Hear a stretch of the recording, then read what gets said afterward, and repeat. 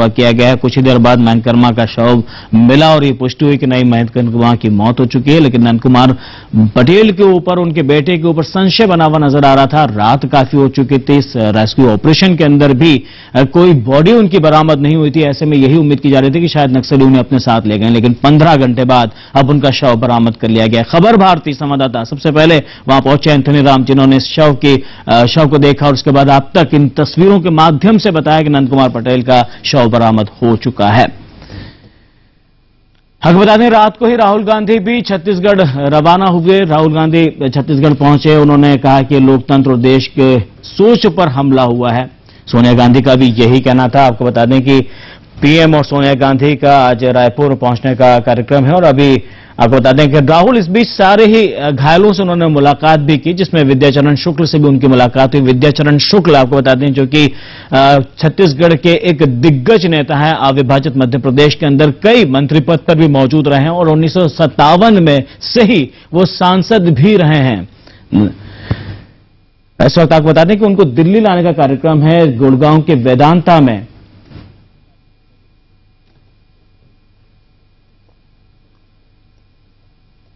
तो माओवादियों ने आपको बता दें कि कई हत्या की है।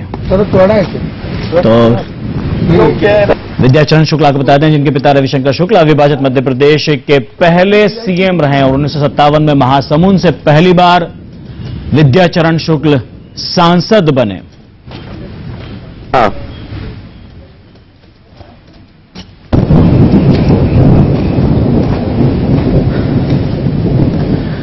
लगातार 9 बार कांग्रेस से सांसद रहे विद्याचरण शुक्ल। 1966 में इंदिरा सरकार में मंत्री भी रहे। इंदिरा सरकार के समय कई मंत्रालयों का उन्होंने कार्य प्रभार संभाला और आपातकाल के समय सूचना एवं प्रसारण मंत्री भी रहे। विदेश मंत्री भी रह चुके हैं विद्याचरण शुक्ल। आपको बता दें कि ये भी हमले में जबरदस्त घायल हुए। 3 गोलियां इनकी पीठ में लगी है और तस्वीरें हमने कल आपको बता दें, सबसे पहले खबर भारती ने तस्वीरें भी बताई थी, जिसके अंदर विद्याचरण शुक्ल उस गाड़ी के पास मौजूद थे जहां पर हमने तस्वीरें दिखाई थी। ये तस्वीरें इस वक्त जो नजर आ रही हैं, आप स्थिति देख सकते हैं। विस्फोट जबरदस्त, इस गाड़ी के परखचे उड़ चुके हैं। वो गड्ढा अभी तक नजर आ रहा था, 10 फीट का गड्ढा हुआ है। ये देखिए आप किस तरह की तस्वीरों के अंदर कार्यकर्ता की लाश बिखेरी हुई यहां पर नजर आ रही है। उस वक्त शुरुआती वक्त था और धीरे धीरे अंधेरा भी बढ़ता जा रहा था। रेस्क्यू ऑपरेशन के लिए जो लोग पहुंच रहे थे उन्हें भी तकलीफ आ रही थी। सुकमा का ये इलाका बड़ा ही डेंस जंगल यहां पर है। आपको बता दें कि इतना घना जंगल होने की वजह से यहां पर नेटवर्क की भी काफी तकलीफें थी। ऐसे में सूचनाएं निकलकर बहुत कम आ रही थी। उस वक्त सूत्रों के हवाले से जो खबर निकलकर आ रही थी वो पुख्ता होती भी नजर आ रही है। आपको बता दें, इस हमले के अंदर, माओवादियों के इस हमले के अंदर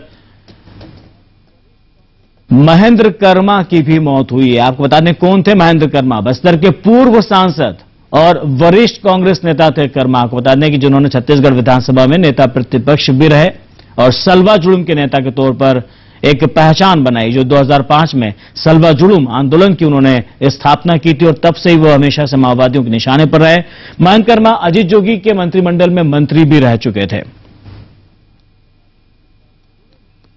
तो हमेशा अपने आप को आदिवासियों का नेता कहने वाले महेंद्र कर्मा, आपको बता दें, सलवा जुलूम की शुरुआत से ही नक्सलियों के टारगेट निशाने पर रहे और महेंद्र कर्मा के ऊपर कई बार हमला करने की कोशिश भी की गई है। कई बार उनके पैतृक गांव में हमला हुआ, उनके रिश्तेदारों को मारा गया। सलवा जुलूम की शुरुआत के साथ ही एक नक्सलियों ने उन्हें अपने टारगेट में लिया था, उनके हिट लिस्ट में लिया था और महेंद्र कर्मा कल इस हमले के अंदर मारे गए हैं।